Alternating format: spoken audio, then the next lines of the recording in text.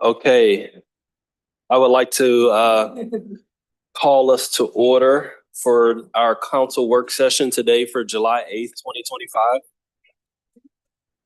I'm here, but I'll be back. Yes, Georgia, I got you. down jacking. Georgia, would you please call the roll for attendance and maybe wait a second for Councilor Nolan? Yes. Counselor Rosenthal. Present. Counselor Wong. Present. Counselor Lewis. Yes, present. Council President Peterson is excused. Counselor Gonzalez is excused. Counselor Nolan will be here any minute now, and Deputy Council President Simpson. Present. Thank you. Before we begin our agenda items, can we please play the safety video for our in-person attendees?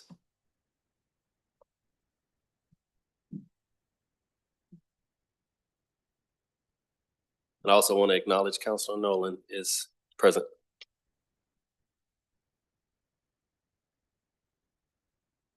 I'm Laura Lepley, a Metro Park Ranger. Here at Oxbow Park, safety is our #1 priority, not only for our guests, but for our staff members.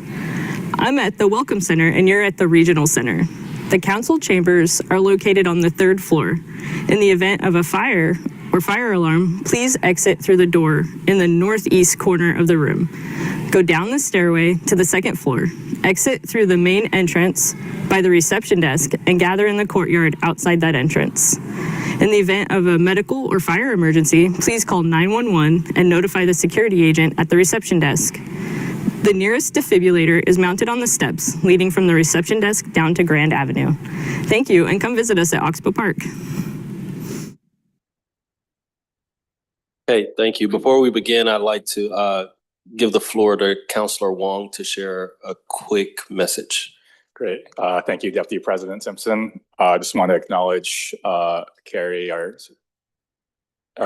attorney, had a gathering today of law clerks and attorneys from the League of Oregon Cities, City of Wilsonville, Bury Elsner, they said it right? And we had a little meeting and welcomed law clerks and attorneys working in public and municipal law. So I just want to acknowledge them in the audience. Thank you. Thank you for that acknowledgement. Thank you, Carrie, for organizing that. Them may come here. They're concluding, be joining us for some period of the work session today. Oh, we welcome it. Thank you. Okay, so we will start today's session by welcoming back our team leading the region's comprehensive climate action plan. This plan will help Metro and our regional partners identify the actions we can take together to reduce greenhouse gas emissions in a meaningful and cost-effective way.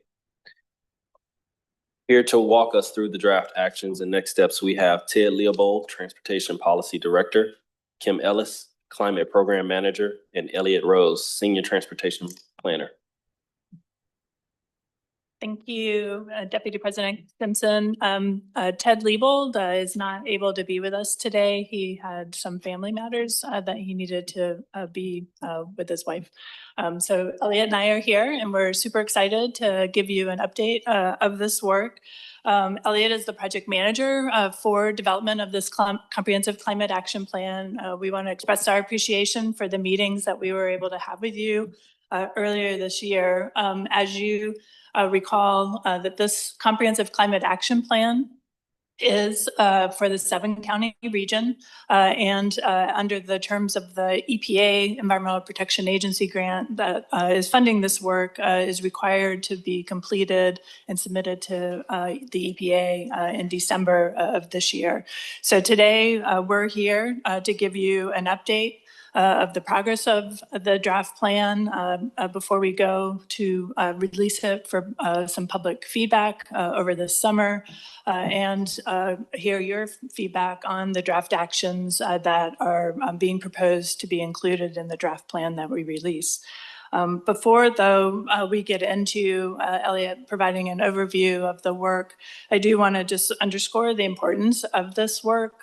We are all experiencing the effects of climate change, our communities, people in our communities, and across the world. And so this work is really important and unifying a set of actions that have been identified in local and regional plans across the 7-county area into a comprehensive action plan that is really providing a framework for future work by Metro, by our local partners to address an pressing and important issue of our time.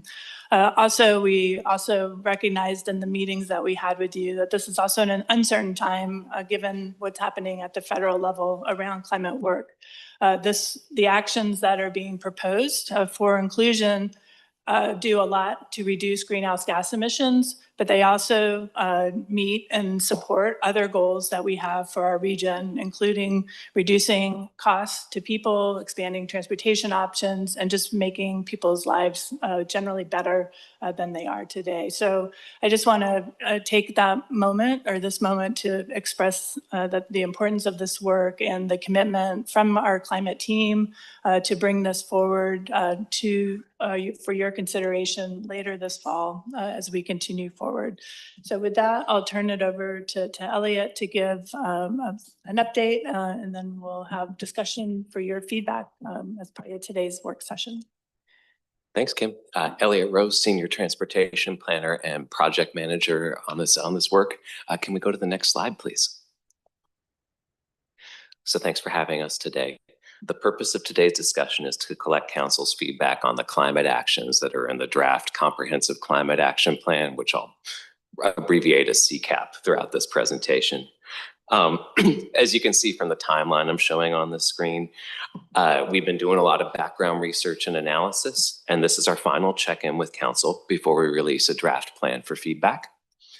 You're going to hear a lot of information about how we got to this point, because we want you to understand that as background going into this conversation.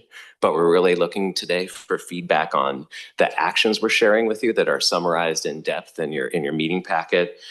Things like which ones feel like high priorities, which ones might have negative impacts. That'll help us finalize the draft plan as we prepare to release it for public comment, and also understand where we might need to focus our efforts as we prepare to bring the final plan to Metro Council for action in November. Next slide.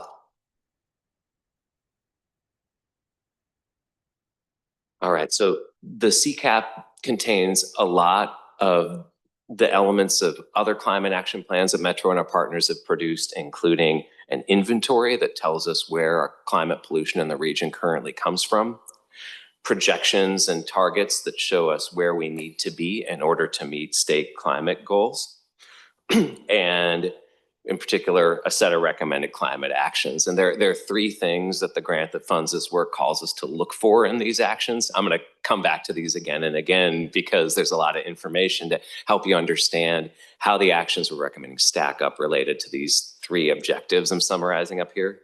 So we're looking for actions that really have significant climate benefits, because we know it takes a big lift to meet our climate goals, and we can't get there if we don't think big. We're looking for actions that can be led by Metro and its agency and community partners. We know that the states of Oregon and Washington already have efforts underway to reduce climate change, and we also know that people are also looking to Metro, regional aid, and our local and regional partners to step up and do more. We've spent a lot of time reviewing other climate action plans from within the metropolitan area. Almost all the actions we're sharing with you come from those plans, and they'd be implemented either by Metro or by the many local and regional partners who are also engaged in this climate work. Lastly, we're looking for actions that do more than just benefit the climate. And that might not just be as hard as it seems, because a lot of the things that we do at the local and regional level naturally help people save money and improve health and quality of life. But we really want to elevate those co-benefits so that we have a plan that doesn't just get us closer to our climate goals, but also makes the region a better place with every step we take to implement it. Next slide.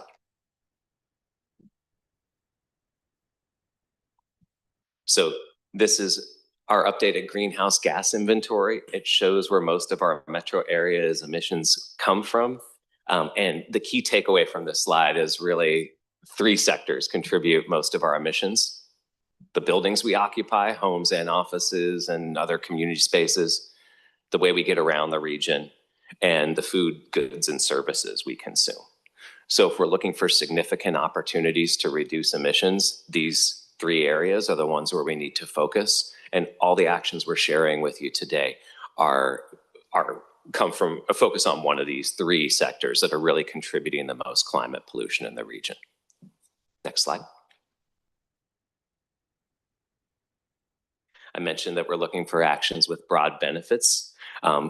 We've been doing a lot of work and outreach to understand what benefits the public sees in different types of climate actions. We held an online open house in the winter where we gave people a list of potential climate actions and asked them to tell us which ones were most beneficial to themselves and their communities. And this slide shows the 3 most highly ranked actions in each sector. I think the big takeaway to me is, the list we gave people was maybe 8 actions, and in every case, people were able to identify 3 actions that really half or more of the region feels are beneficial for them. And there's 1 in each sector where it's closer to 2/3. So that shows that illustrates what I was talking about earlier, that a lot of the things that we're already thinking about doing for climate benefits people. In other ways, this work also helps us understand what benefits people are looking for. We heard the most about saving money, but we also heard a lot about co-benefits related to preserving nature, improving access to communities, jobs and opportunities, health, and climate resilience. Next slide.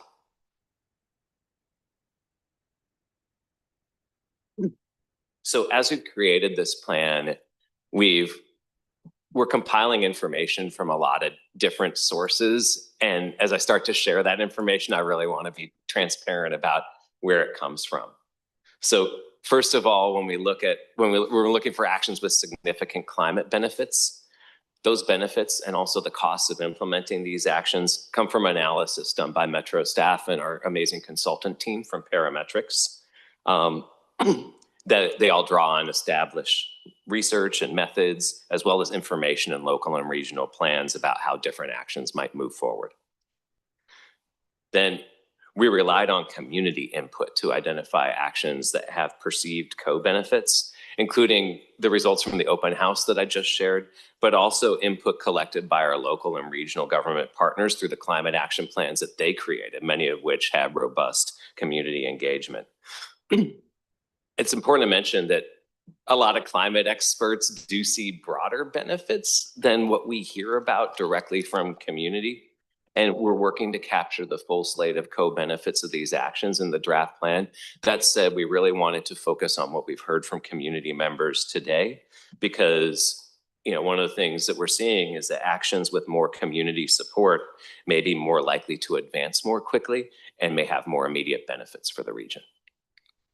Finally, I mentioned implementation readiness. I don't have a pretty slide for that, but we have a great table of experts from our agency and community partners who are engaged in climate change, who are doing this work and have already taken steps toward implementing a lot of the actions in this plan. And there are experts on implementation because they have a really great handle on what resources are available and all the various devils and the various details of implementing these things. So we consider all those 3 things side by side to get at the actions. And, ideally, we're looking for actions that score highly across all 3 of these areas. As you'll see when I start to share the results, that's a tall order. Next slide. Okay, so attachment 4 in your packet contains detailed information about every action in the plan. I'm not going to be able to go through this on an action by action basis with the time we have, but I do want to share a couple slides summarizing this information so that to help y'all interpret it and also illustrate kind of in a big picture where these measures land. This slide summarizes the actions in the CCAP by sector, as well as how they compare to each other at that big, broad sector level, using some of the criteria that I just mentioned. So first, there's transportation. That's the sector with the most actions. It's got 11 actions in there. And we have a lot of actions in transportation because we have collaborative plans and processes to identify transportation projects that advance our transportation goal, like the regional transportation plan and all this other great work at Metro that my colleagues and I are engaging council on. all that collaboration really sets us up well to be ready to implement these actions. And there's a lot of actions with high benefit for the climate in the transportation sector. Thing we've discussed in other plans like the Climate Smart Strategy, like creating compact communities that implement land use plans like the 2040 growth concept, improving transit service, and implementing road pricing. These actions have really significant and long-lasting benefits for the climate and some pretty broad co-benefits as well that we hear about from the public. That said, they show up as less cost effective because we all know this transportation costs a lot because infrastructure lasts a long time and serves a lot of people.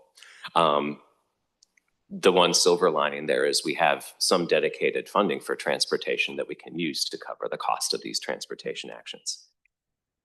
And next, I'm going to cover building energy, which also includes a lot of actions. Those mostly come out of state and local plans because we don't have the type of tables at the regional scale to coordinate on building energy like we do on other actions.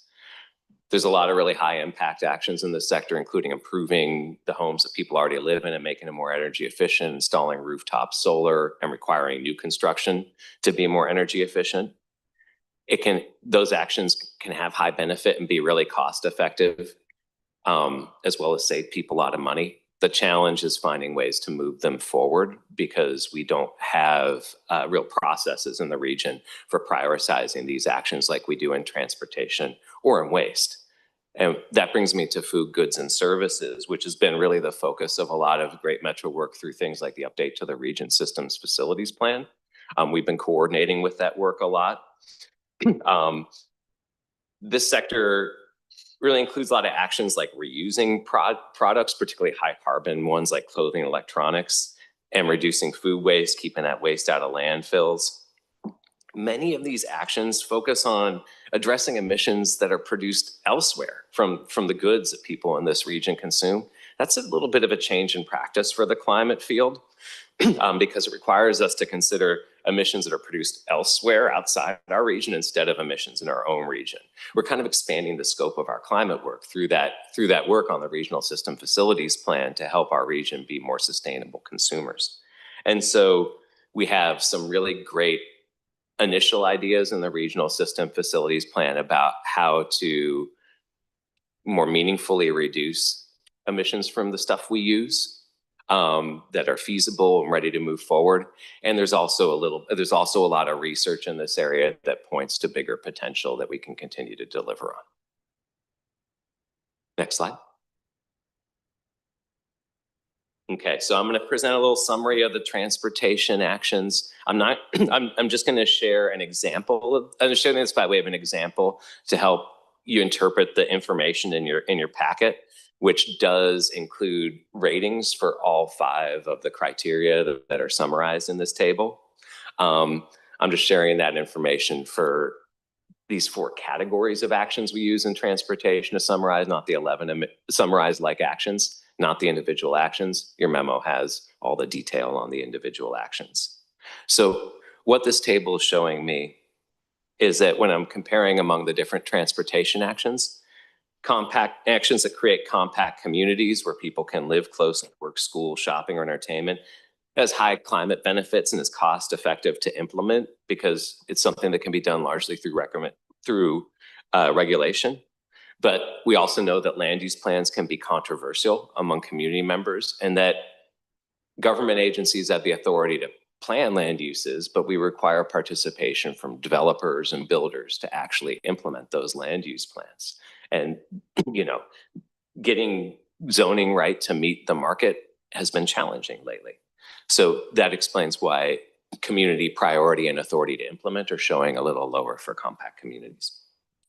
Transit, includes a lot of the planned improvements to transit service and access that are captured in the Regional Transportation Plan. Transit's really effective at addressing climate emissions, and we also know that community members really value it because it helps give everyone affordable and equitable travel options. The challenge is that transit is costly, and we know right now that we don't have the necessary resources to build the transit system we envision that serves the climate goal that it needs to in the region. The bike ped category includes many improvements that local and regional agencies are planning to bicycle and pedestrian facilities, as well as growth in teleworking, bike and scooter share, and other alternatives to driving. These actions have fewer climate benefits than the other ones I've discussed, mainly because they affect shorter trips. So they don't actually remove that to have a big of an impact on how people travel. But they're all relatively affordable and uncontroversial. So it's easier to advance them with the resources that we have. And then lastly, there's pricing, which we know from plans created by the state is likely necessary both to meet state climate goals and to fund the transportation system. It shows it's cost effective because pricing can fund itself for the agencies that implement it. But of course, it can impose costs on people. And so it's controversial with the broader community. And that's why it gets a low rating for community priority. Next slide. So that's some of the information you'll see in your packet about these actions. I want to turn to where these actions all get us. Our overall goal in this work is to identify local and regional actions that can help us close the gap and help us meet state climate goals, which means closing the gap between that green line all the way at the top of this chart that shows forecasted emissions if we never had done anything to benefit the climate, and that black dotted line at the bottom of the chart that represents our state climate goals in Oregon and Washington, both of which call for reducing emissions by 95% below 2005 levels by 2050. We're finding that the actions in the CCAP make progress, but they don't get us all the way to their goals. That's what the slide shows, and I'm going to break it down a little bit. So first, the dark blue wedge at the top of the chart shows the impact of the building and transportation actions that are in the CCAP. We're not showing food, goods, and services in this chart. Those actions do reduce emissions, but they come from a slightly different pot of emissions. So we're keeping it out in order to keep everything with the required analysis that's in this plan. The actions in the CCAP account for around 20% of that 95% reduction we need. That progress can seem small when you compare it to the magnitude of the climate challenge facing us, but it also feels pretty significant when I think about the dent that our relatively small metropolitan area is making to solving what's truly a global environmental challenge. Next, there's a pink wedge that shows the impact of state policies underway in Oregon and Washington, like clean fuel and vehicle regulations and clean energy requirements. Those account for 55% of the reductions that we need. And that's a significant share. And that's because state agencies have much broader authority to regulate greenhouse gas emissions than we do at the local and regional level. Mr. Chair, Yes. may I get a clarification on Yeah. the chart? I presume that the x-axis is time. Oh my goodness, I dropped that out. I'm so sorry I didn't You have crop no that yet. dates there? It should go out to 2050. Thank you for pointing 2050. that out. We can get that revised when we send it out. I'm sorry. Thanks. And while you're talking about the pink wedge, can you talk about some specifics that you expect? Because having our own plan that depends on someone else doing something for half of it leaves us a little at risk, shall Yeah. we say. Yeah, so the main, I can follow up on this in more detail later on because this is an area where I really had heavy support from our consultant team. But the main state policies that really make a dent in that pink wedge are requirements that all vehicles sold in Oregon be zero emission vehicles by 2035, requirements to significantly increase the amount of renewable energy that's coming off the grid, and requirements to provide more renewable gasoline so that the remaining gas-powered cars that are on the road are producing fewer emissions. Very much at risk. Thank you, though. Yeah. Not a comment on your work. No, it's speaking to the uncertainty of the situation. Anyway, after those state level regulations, we have 25% of emissions remaining between where we're at and our goals. These emissions come from sources that are harder to address. They come from mainly diesel, natural gas, and if we're considering emissions from the things we consume, from the food that we eat. Reducing these emissions takes collective action. It's not just between states and local regional agencies, but it's between the public and private sector and even across multiple states. And that's because addressing these emissions often involves market-based approaches that can increase people's cost of living, increase the cost of stuff. So it really takes a lot of collaboration to reduce these emissions in a way that doesn't ultimately put additional costs of living on people. And that's why they're really a matter of collective action. The CCAP highlights the need for further action and collaboration with respect to these three areas that I'm showing here. Next slide.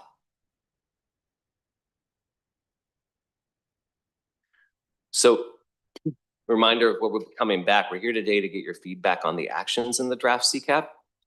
Where feasible, we'll address the feedback we're here today in the draft, which we plan to release in August.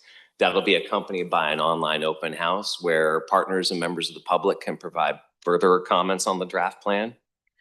We'll then review those comments as well as some proposed changes to address them in the final plan with council in October before bringing the final plan to council for action in November. That'll allow us to submit the plan to EPA by the deadline at the end of 2025. Next slide. So we're really looking forward to starting the discussion. We're particularly interested in any feedback you have about the draft list of climate actions being proposed for the CCAP or any information that you need us to provide as we work to finalize this plan. Thank you for your time and thought today. Thank you, Kim. Thank you, Elliot. Councilors.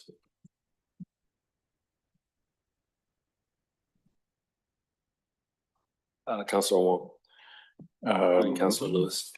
Yep, great. Thank you, Deputy President, and thank you to the staff. This has been a very comprehensive process, especially like working with our local jurisdictional partners. I did have a couple questions and comments, and I think I just want to start with how, and I kind of struggle with this because I don't know if we can like even talk about it in this plan because it's federally funded, but like how we're incorporating, climate justice, environmental justice, like that type of language and work. And I think, one thing I noticed was in the engagement plan, it said, we engaged with environmental and community partners. And I just noticed there was the one culturally specific organization that was on the list. And I think this is one of those times when having that broader discussion on how benefits and burdens of these actions that are recommended would be kind of distributed would be really valuable. Mm-hmm. Like we're saying, we need more transit and we need more solar panels and that type of thing. But like, given kind of the environment we're in, would we prioritize in getting those? Because I think we're going to run into this tension that we always see between environmental and climate action versus kind of like our equity goals. And I want to be sure that we're thinking through those kind of more on the front end. Mm-hmm. And I don't really see that reflected here yet. And I think some of the local climate plans, like I know Multnomah County's action plan did a really good job of incorporating community voice, especially from marginalized communities. And I'm wondering how that shows up, because we've had a lot of discussions around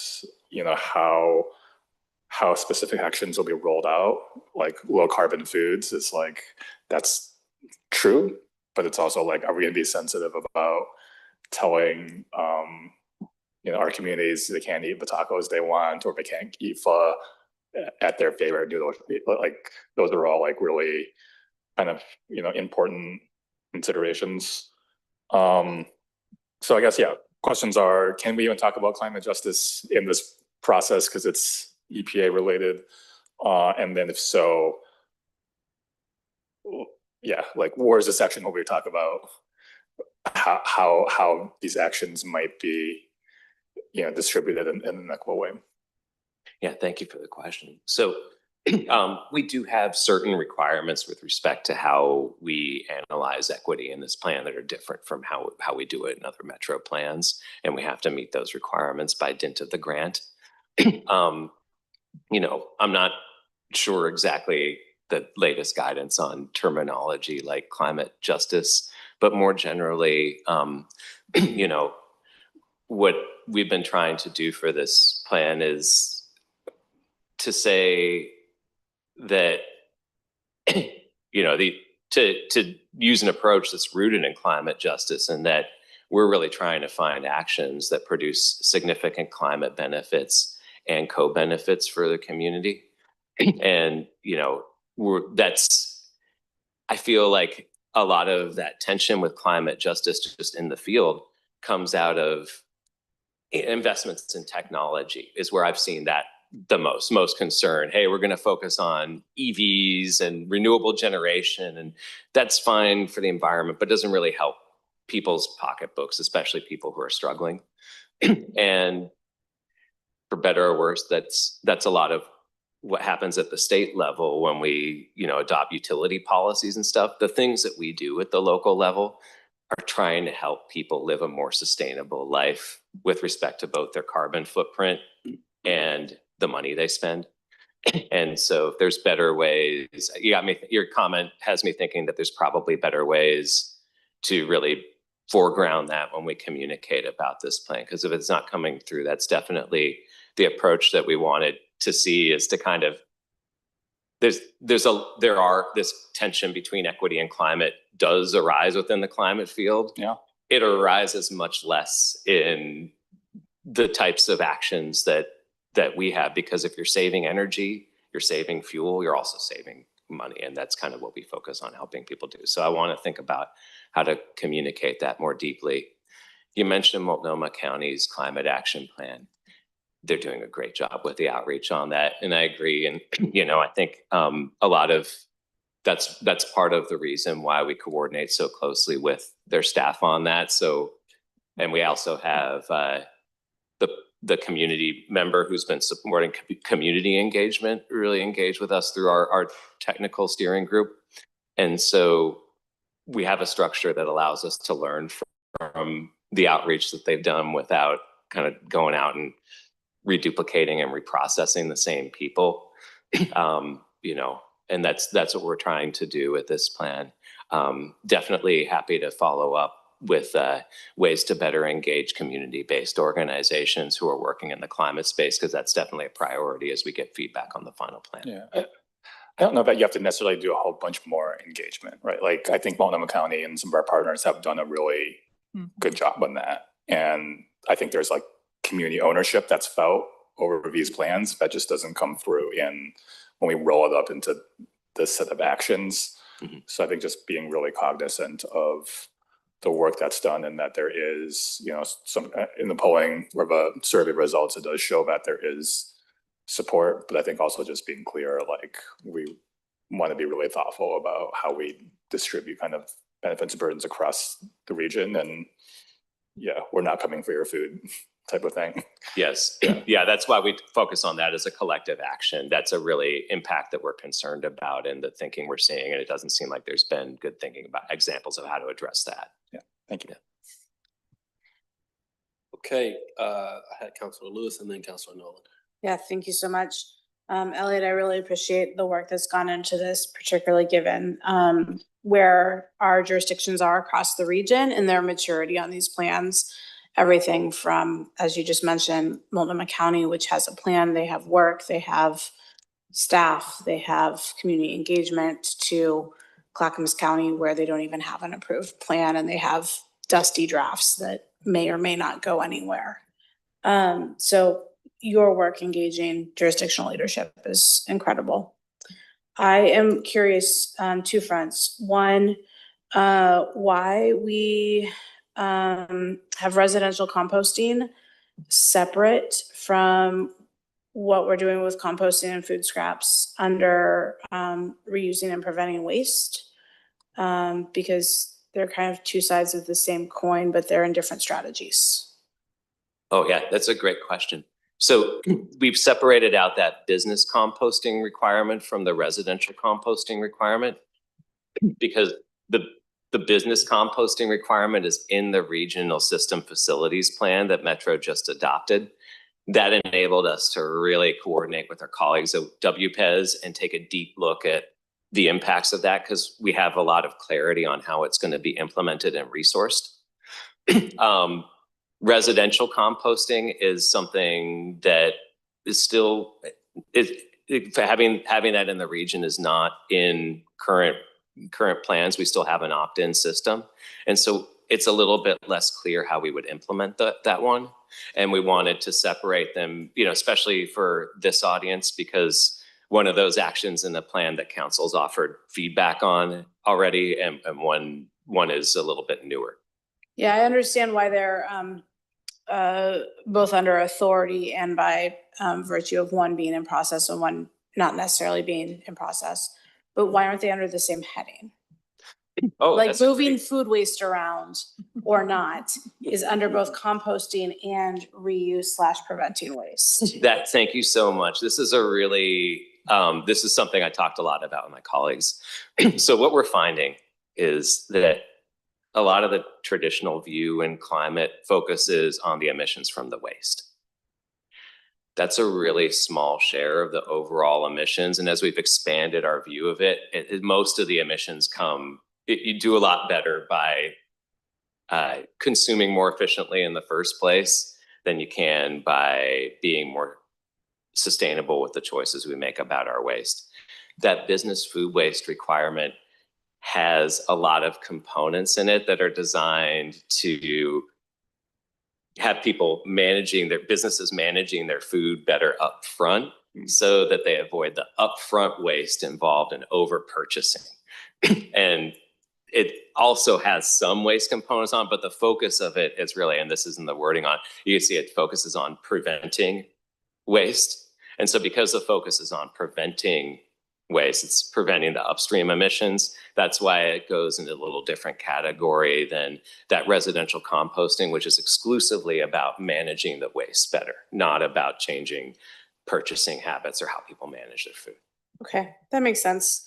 I mean, I do think there is lots of work to be done on individual purchasing, both on the food front, but also, frankly, household procurement. Not quite to the same extent as large institutions, but I spent a good amount of time yesterday afternoon on my front porch and the number of delivery trucks. Wow. My second question, if you'd care to elaborate a little bit about the way that this plan will progress, and if we can be flexible and adapt to the possibility of the state legislature relooking at cap and trade. So one of the things that this grant requires us to do in the next phase and to cover the full timeline is actually, we have 2 years of status reporting to EPA that we're funded to do that basically resource us to track the implementation of actions in the plan, as well as any policy discussions you're talking about, like the ones you're talking about that might affect like the projections and the long-term view we have in the plan. So at a minimum, we're required to track and report on that. Okay, great. Thank you. Great. Councilor Nolan. Thanks, Mr. Chair. I have 2 areas of interest. One is the interplay, and if we could get the slide that was the table, that one up.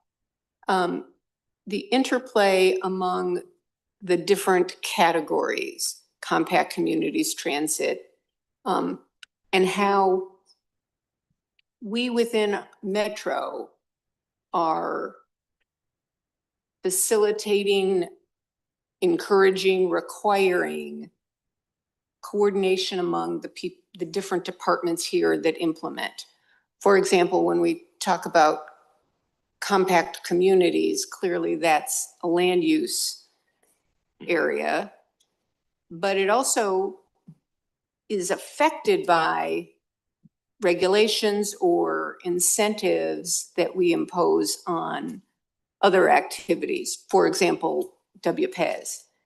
If we facilitate sprawl by making services convenient for people who live in very low density areas of the region, how are we within ourselves dealing with that conflict? And are we overtly saying, we recognize this issue and we are making the following choice, and either choosing to prefer compact communities or choosing to prefer convenience? And that's just one example. There are the housing, and obviously housing and transit accessibility has interactions. And maybe I should be asking that question of the COO, but I'd like to know how the climate planning folks have thought about that. Yeah, well, first of all, with respect to compact communities, that's a really interesting case that you bring up because, you know, we're in a bit of a transitional moment there where we're updating our regional growth concept. And so I think particularly, my mind was just going to that as you were thinking about some of the issues that you were interested in and kind of this holistic look at land use, because that's where we have a chance to take that, and how we focus on climate and in that update is going to be really interesting. That could significantly update what we're doing in this compact communities row. More generally, I have a great group of stakeholders of people that are experts on climate and on reducing emissions, and that's really their focus. That the focus of the feedback that they give me, and we know that there are other considerations involved here with respect to these impacts on, you know, a variety of community outcomes and interplay with a variety of other kind of planning processes that they're not the biggest experts in.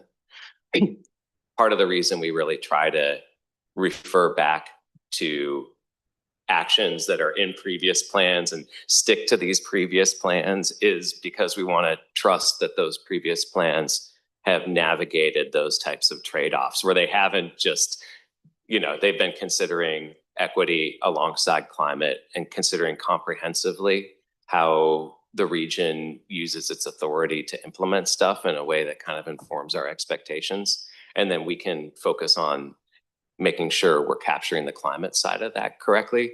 But there's already been so much expertise that's gone into the plans that we're drawing from in terms of balancing these trade-offs and coordinating the many different actions that contribute across the region to implementing these, that we're hoping to draw on that.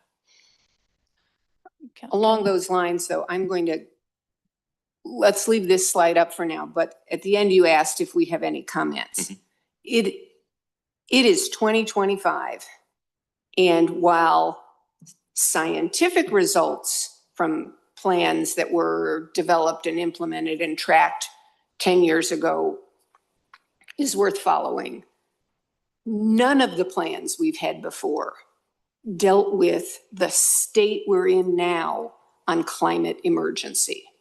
So we need bold actions, and relying on what I would characterize as pretty tepid action plans from the past will not close those wedges. It will not get us closer to only 5% of 1990 levels of greenhouse gases.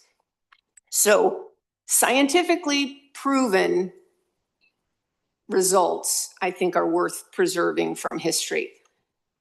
But there is so much new understanding that I would encourage us to not rely heavily on history, but rely on science, and rely on current experiences around the country and around the globe of cities, regional areas that have implemented climate resistant or climate resilient policies. I am looking for a bold plan here. One that where Metro takes the lead and shows what a major metropolitan area in this state, in this country can do, and not just, well, I mean, frankly, we've had that statewide goal of 5% of 1990 levels for how long? And every year we get further away from it. Continuing using plans that resulted in those actions in an era when the acceleration of climate disruption is increasing, not decreasing, is a formula for failure. So I'll move on to my other question, although I see Kim Yeah, I would really like- wanting to yes. tell me something, and I would like appreciate to- that. Yes, I appreciate what you're sharing there, Councilor Nolan. I think what this plan does, it's not setting policy. So I just want to be clear about what this is. It's bringing together the actions that have been identified in local and regional plans for the first time. We've never had a plan in our region at a regional level that has really brought this information together in a way to show where we are and where we're falling short. And it will guide us as we go forward into the future vision work. We're going to be updating the regional transportation plan, our climate smart strategy. The WPES folks will be doing their work too. So there's work that Metro can do. Building off this, it also becomes a way to communicate what more we need to do. And we do have significant gaps to fill, as you've noted. We're not on track. But we need more resources, we need more planning, we need more collaboration. There's a lot of things we need. This helps set the table for having some of those regional conversations about what those actions are, and to do more and do more in a way that's helping make people's lives better, making the region a better place as well. That can be visionary. But this is a first step. That we are thankful for the resources that the EPA is providing us to do this work, to then be able to map out where we go next.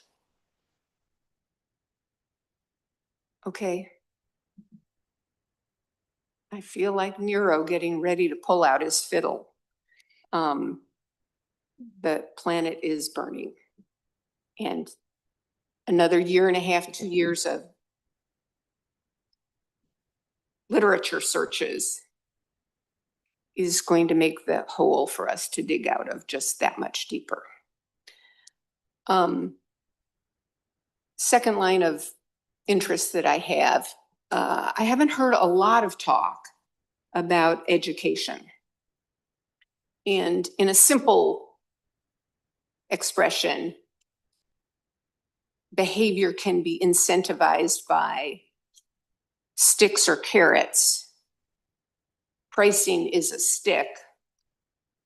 Education can be a carrot. I think in my experience and my reading of literature, a deft combination of the two is what's really needed. And I'd like you to talk about what kinds of education we're doing. You've got community priorities. That circle is empty on road pricing. That's a stick, but are we in a position to do anything? Who should be in the position to do something about education and why pricing is important? Because people think roads just magically appear on the landscape and no one has to pay for them.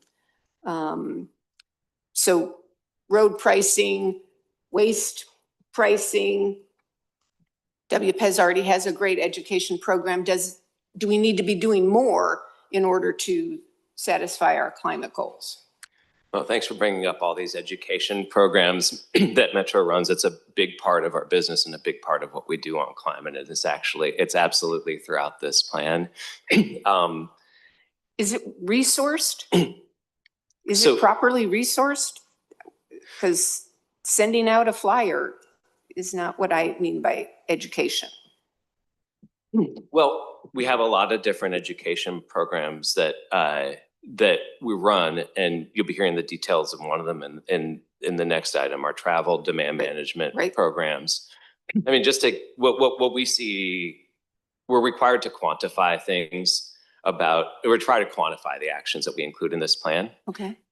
The benefits of outreach and education vary widely, because if you're attaching that outreach and education to a carrot or a stick, telling people how to access a new transit line, it really makes a big difference. And if you're just sending folks a flyer, that might not make much of a difference. We know that we have education programs that are trying to do the latter and really trying to coordinate across our partners to really maximize the impact of the education we offer. And that's kind of baked into these assessments, because we looked at a range of potential impacts from all of these strategies.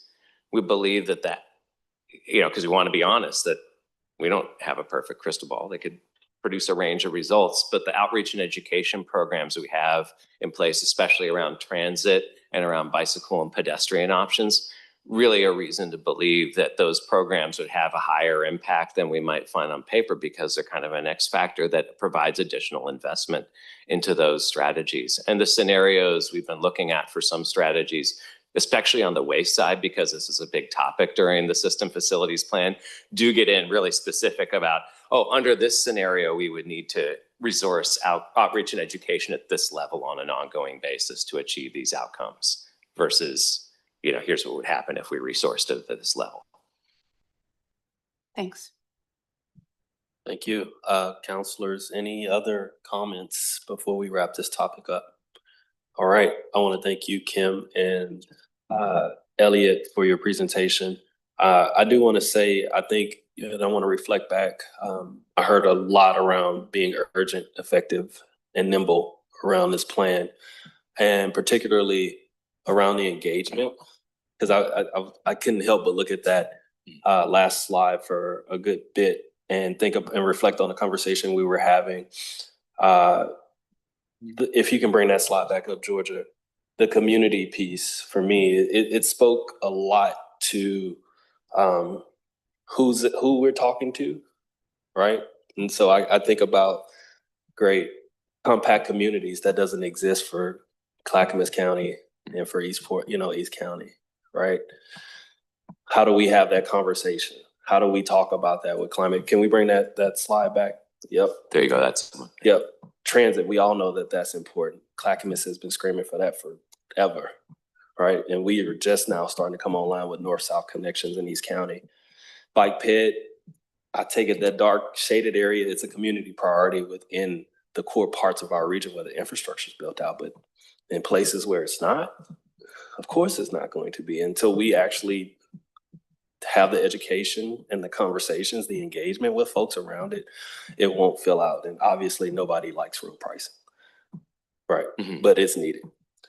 With that, I hope that you take that feedback, this feedback I'm giving you, go back and say, hey, we have until November. How do we make this a more robust, but also bold plan that we can come back to council with? Great. Thank you. Thank you. Great. Thank you. All right. We will now turn to the introduction of the Regional Transportation Demand Management Strategy, or TDM. By making it easier for people to walk, bike, roll, or take transit, our communities can encourage affordable, sustainable, and safe transportation options for residents. This is so timely. We have on deck, and I want to welcome Jean Seneschal Biggs, our Resource Development Section Manager, Noelle Mickelberry, Senior Transportation Planner, and Grace Steinbach, Associate Transportation Planner. The floor is yours. Great. Good morning. I'm Jean Seneschal Biggs, and I'm part of the team here that leads our Regional Travel Options Program.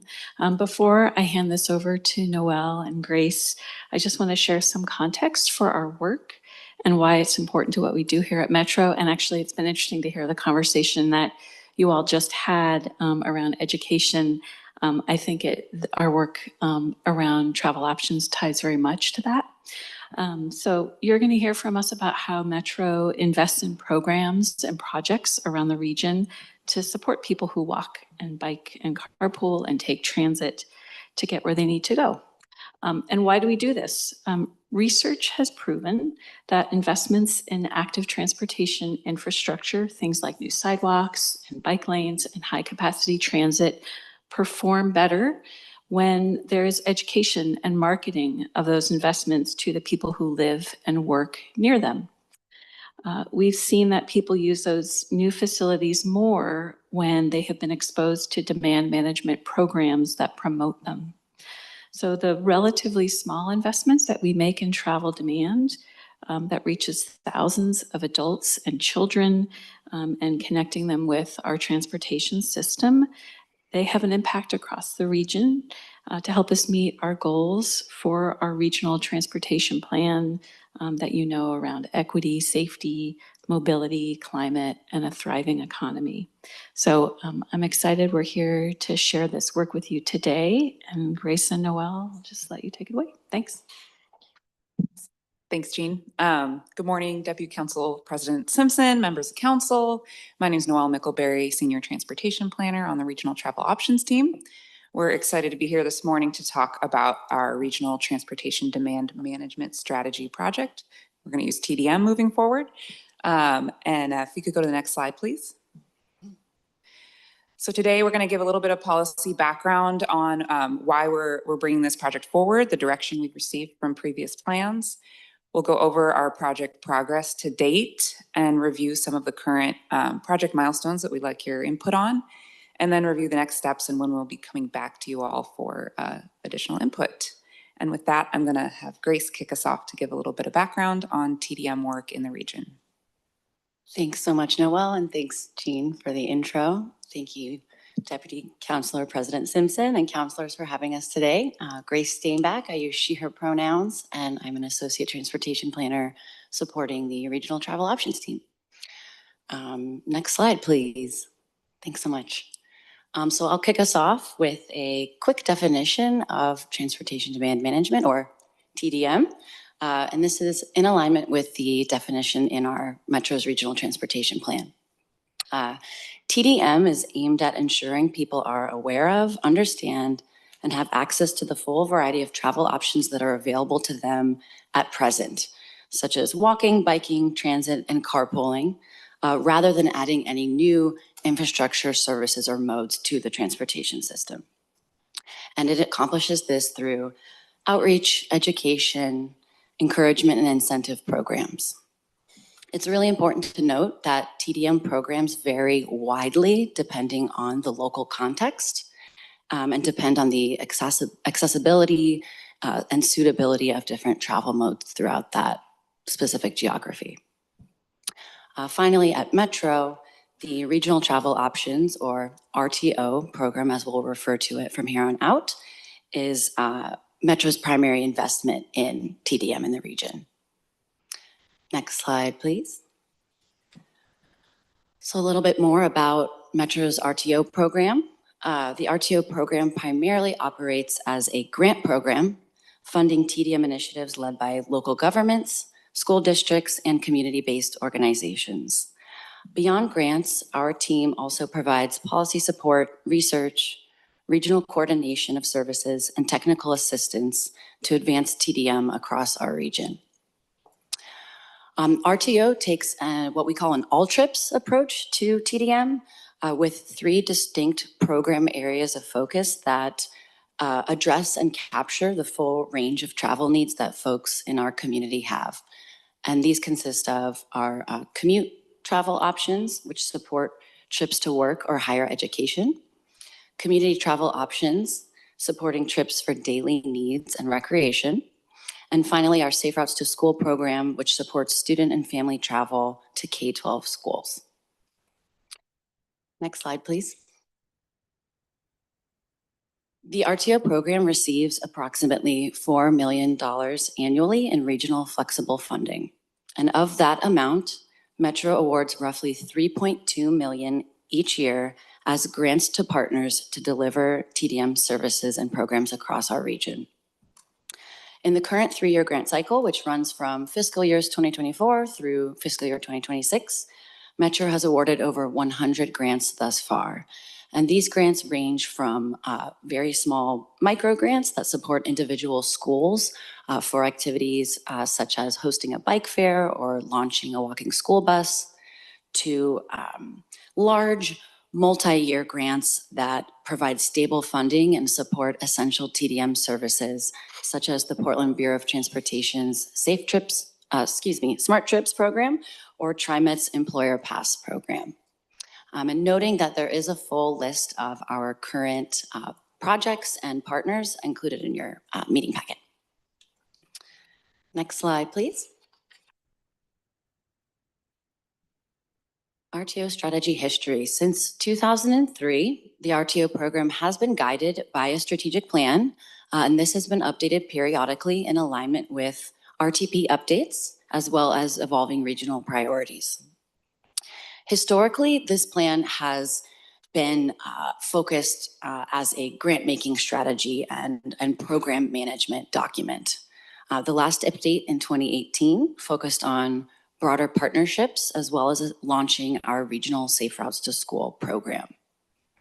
Between 2021 and 2022, we deepened our focus on racial equity, resulting in the 2022 RTO Racial Equity Strategy, which outlined specific actions for the RTO program aligned with Metro's agency-wide equity goals.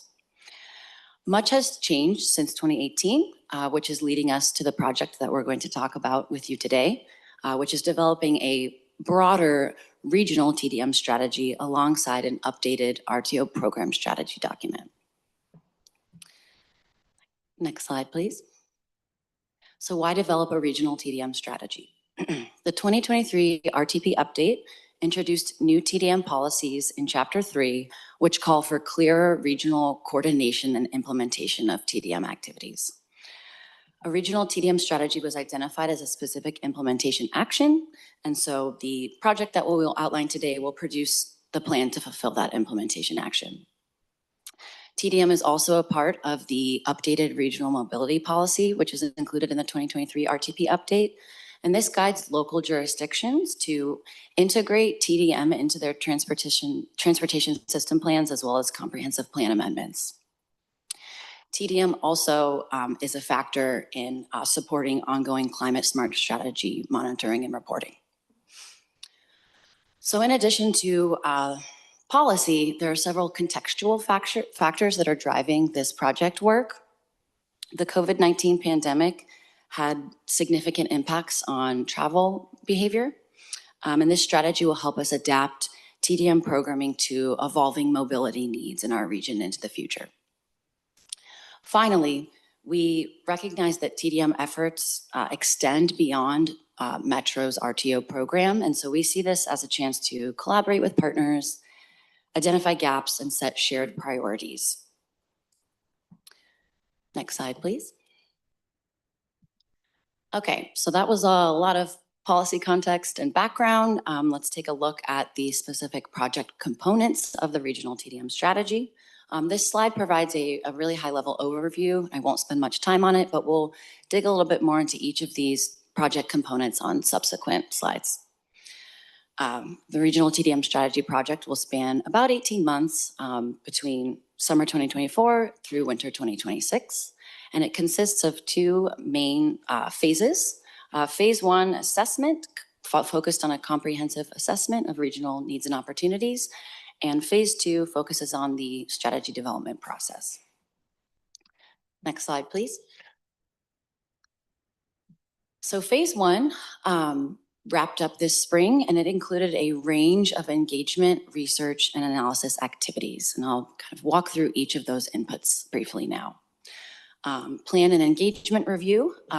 We analyzed past RTO and 2023 RTP plans and engagement activities to identify recurring TDM themes.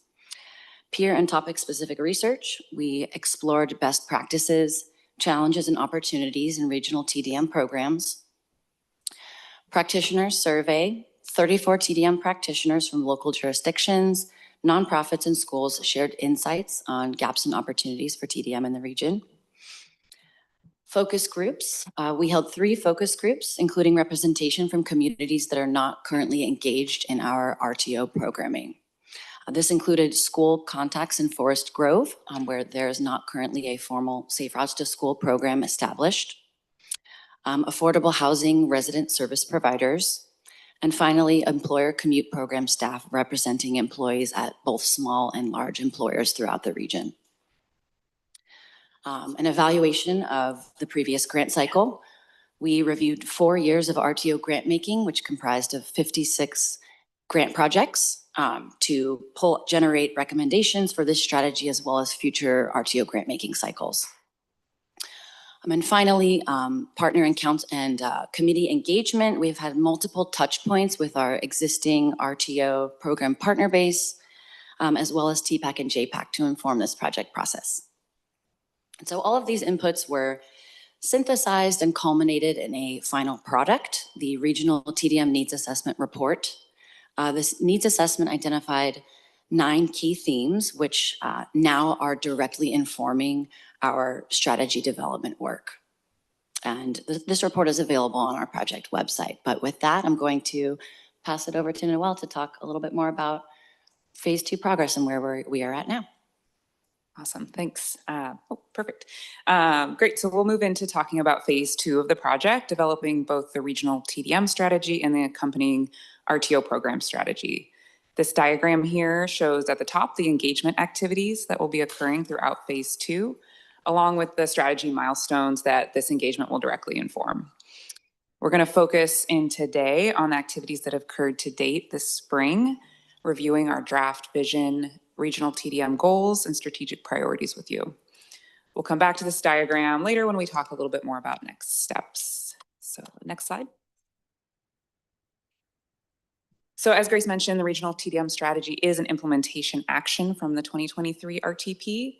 So our strategy will point back to the vision that was adopted by you all for the RTP shown here. We highlighted the specific components of this vision that tie to TDM, which includes climate-friendly travel options and equitable, resilient, healthy, and economically vibrant communities.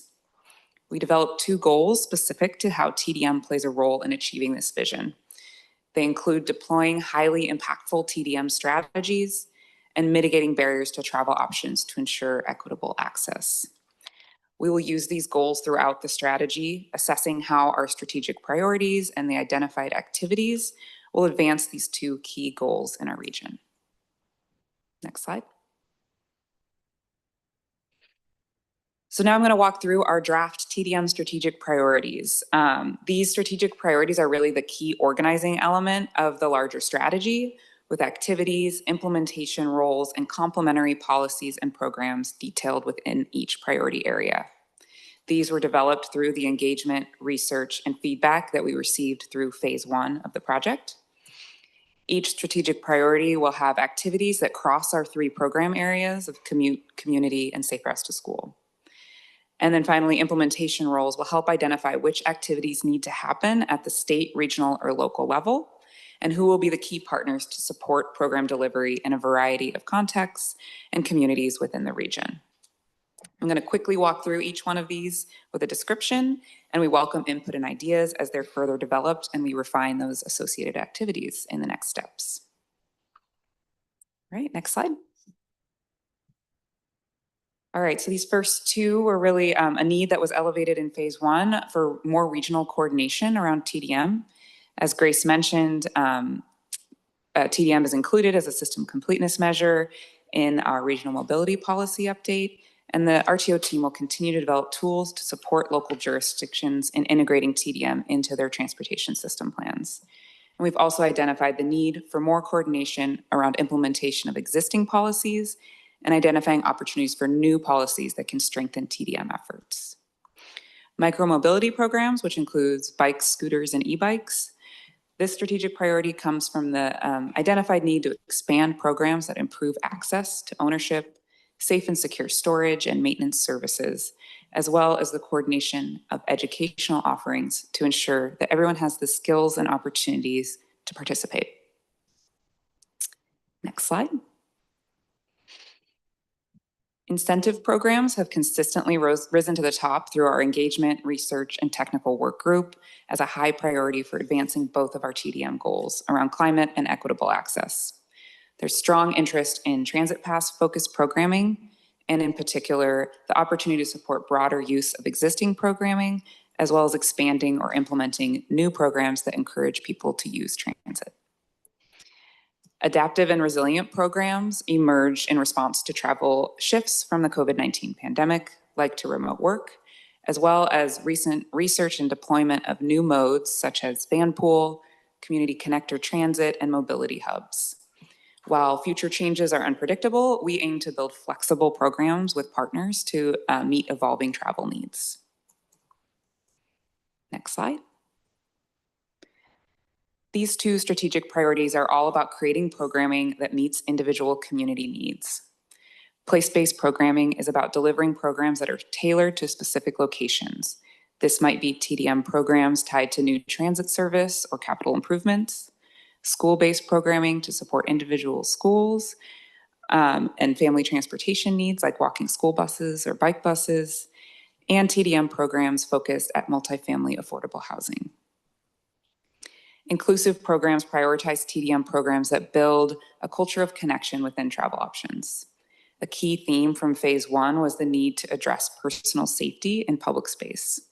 This strategic priority will focus on advancing culturally specific travel options programming, identifying key coordination and partnership opportunities to improve personal safety through community identified solutions, and supporting personalized trip planning services that focus on the needs of people with disabilities and English language learners. Next slide, please. So that wraps up the work or the overview of our work to date. Next steps coming up this summer are our third technical work group meeting, where we will be digging into our evaluation framework, which is how we will measure success towards both our TDM and RTP goals, as well as mapping out our baseline funding scenario and what resources would be needed to fully fund the TDM activities identified in this strategy. We will have a draft strategy this fall that we'll be bringing out to our partners and the public for input, and then we'll be coming back to TPAC, JPAC, and Metro Council with a final regional TDM strategy this winter. Next slide. And with that, we'd love to open it up for discussion.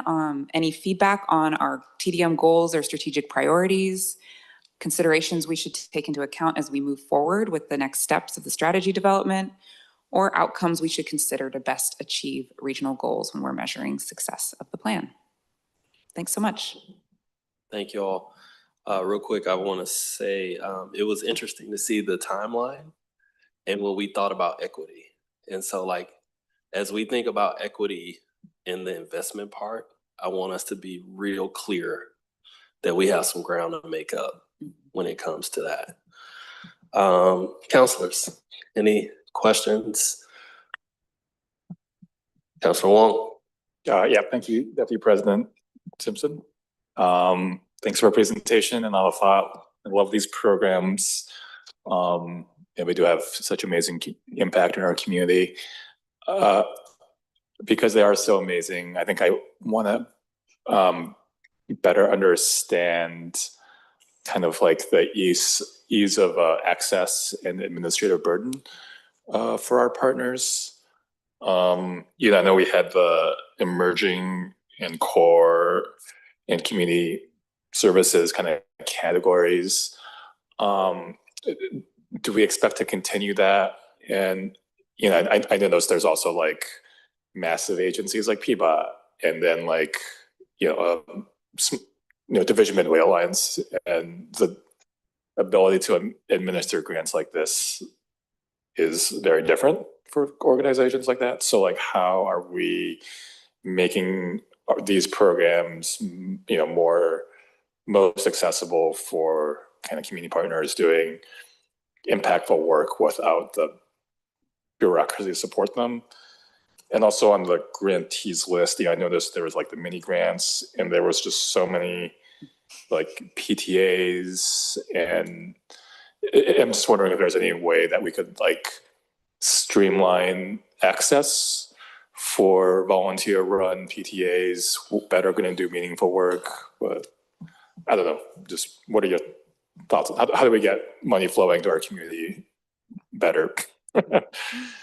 Yeah, definitely. That's a great question. I mean, yeah, we do have our funds are federal, and so they're reimbursement based. So we're constantly trying to figure out ways to make our funding more accessible and easier to administer.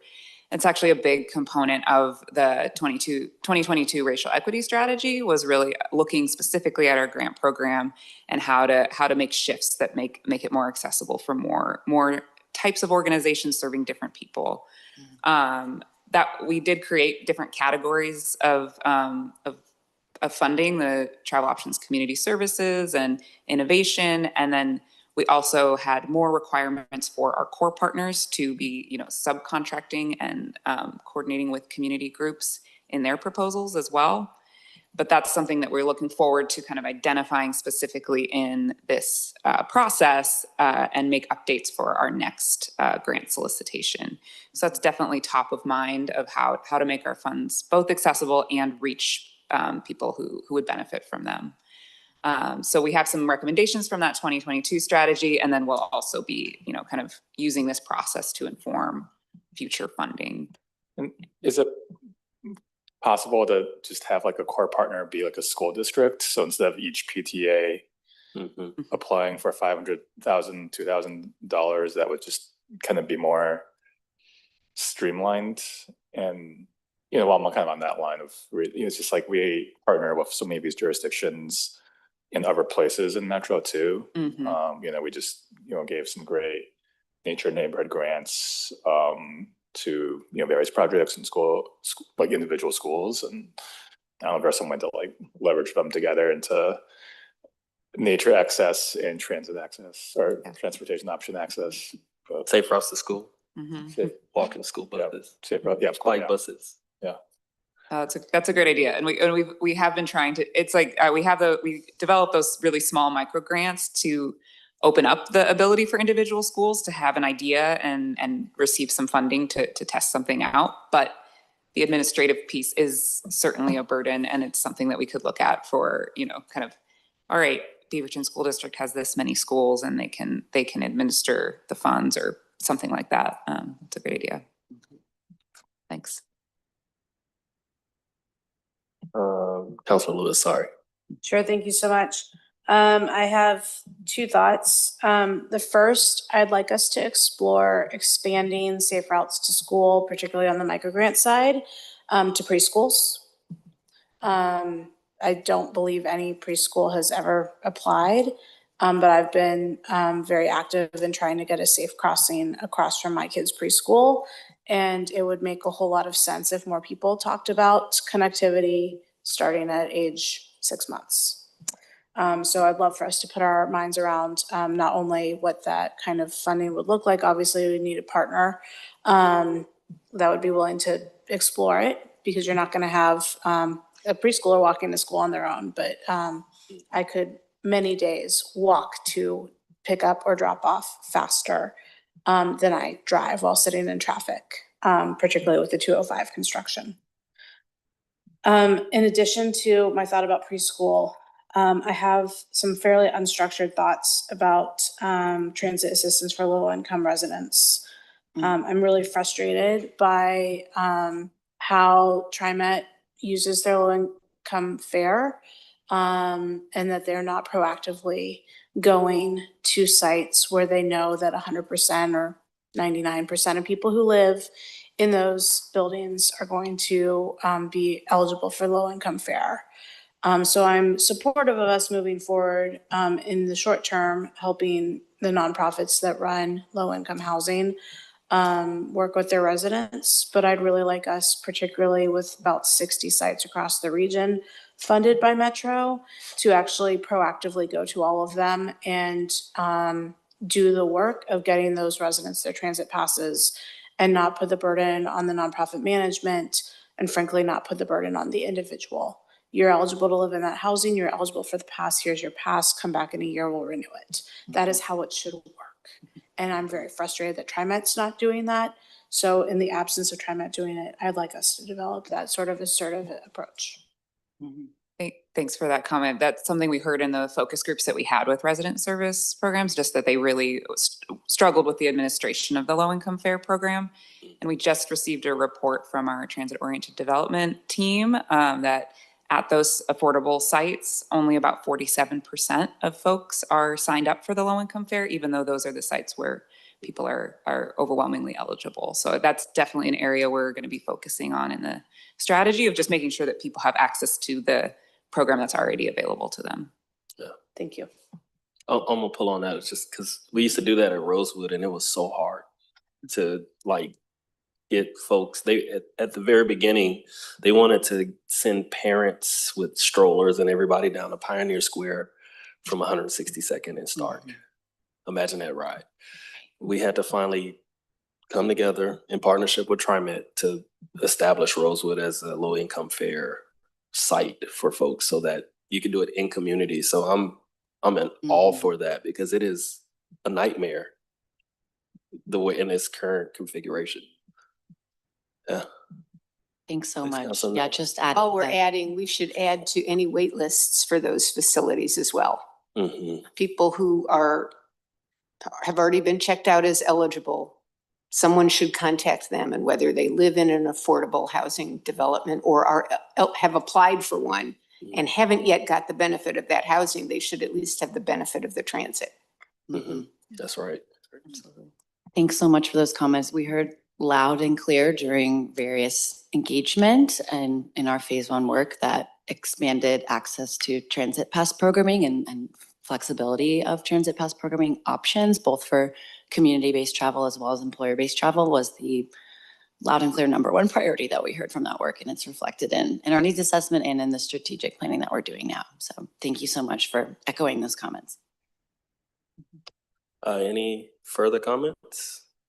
Well, I want to thank y'all for the presentation. Always so happy to work with the RTO team. That was my introduction to Metro, so thank you. And thank y'all.